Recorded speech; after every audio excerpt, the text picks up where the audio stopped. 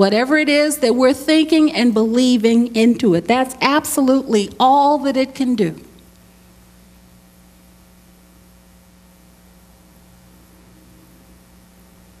That law reflects, it mirrors back. Do you remember that? You remember, was it Snow White?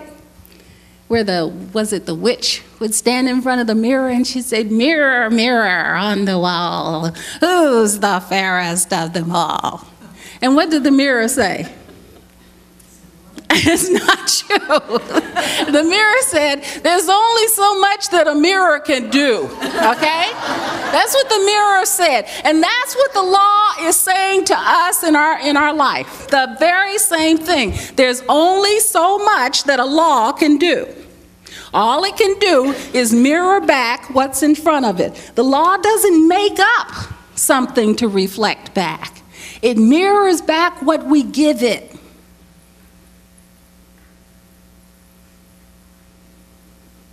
The second of the poisonous P's is pervasiveness.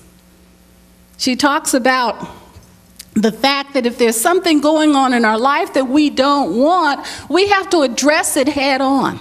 Face it. Face it head on so that it doesn't become pervasive.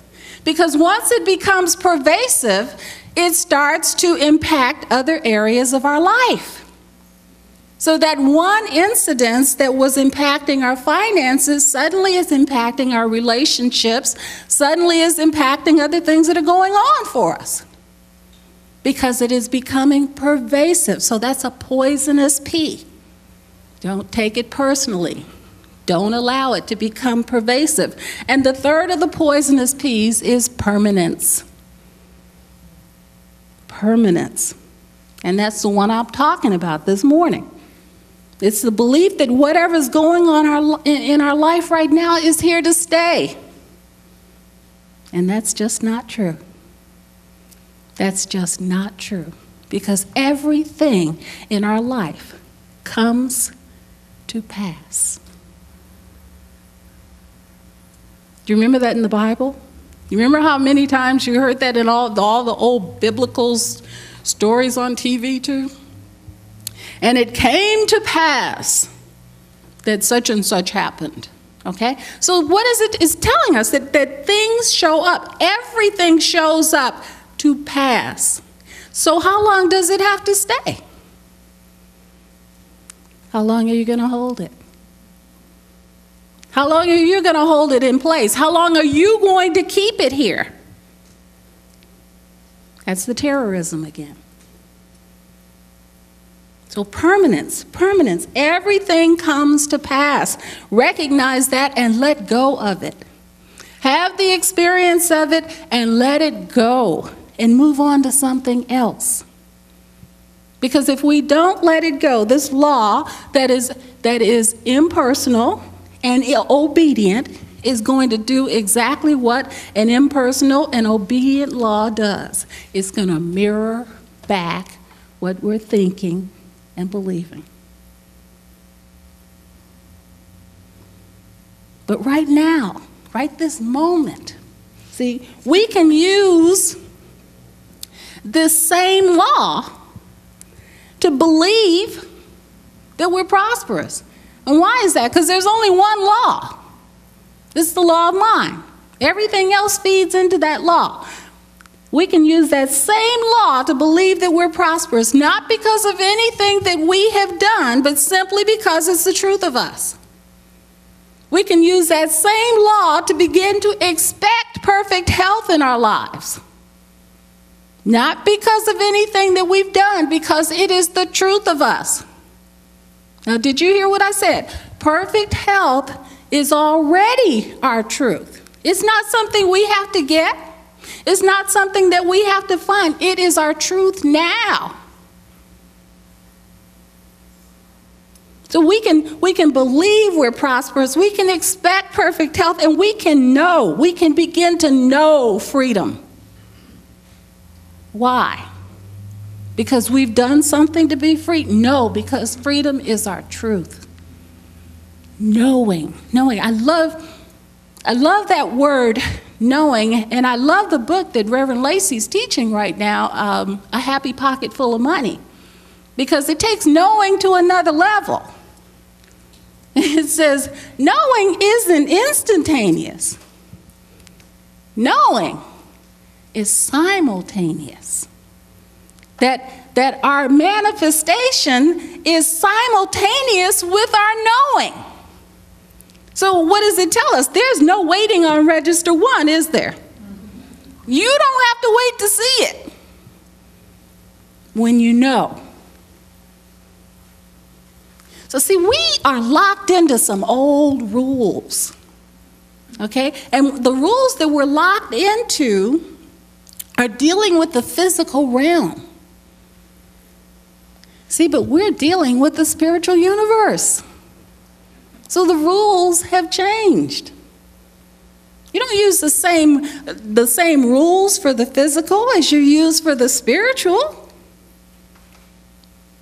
Because spirit trumps the physical every single time. Doing is the rule of the physical. Believing is the rule of the spirit.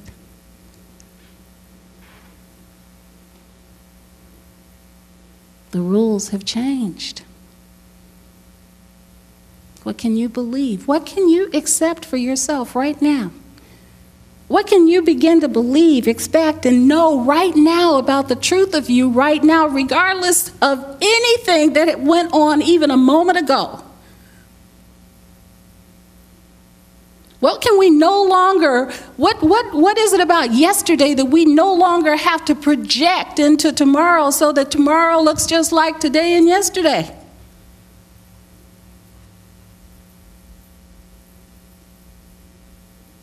But nothing's doing it to us. See, somehow we have bought into some idea that we have to somehow see this thing through. No, we have to believe something else. Hear the difference.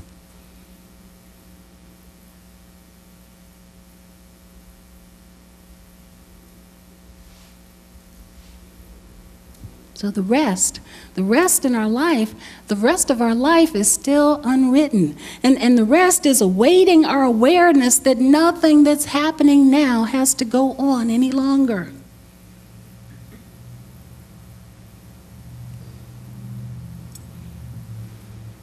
But you know, one of the things that I find is that in our lives, we're often waiting on a happening.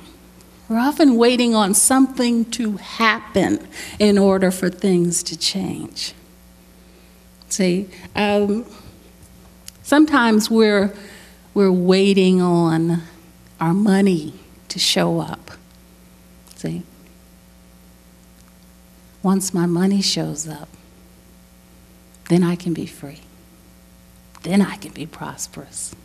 See, once our bodies get well, then I can feel better, right? Once my spouse or significant other starts acting differently, then I can be happy. See, but we're confusing how this whole thing works because we have to know that prosperity before we're going to see it at the spiritual level, right? We have to believe in that health before we're going to see it. We have to know the truth of us that love already belongs to us. It's not waiting for somebody to show up for it to happen. It's ours. It belongs to us right now.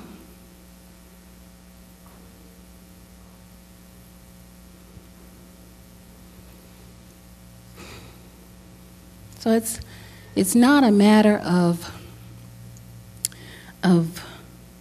whether or not the cancer test comes back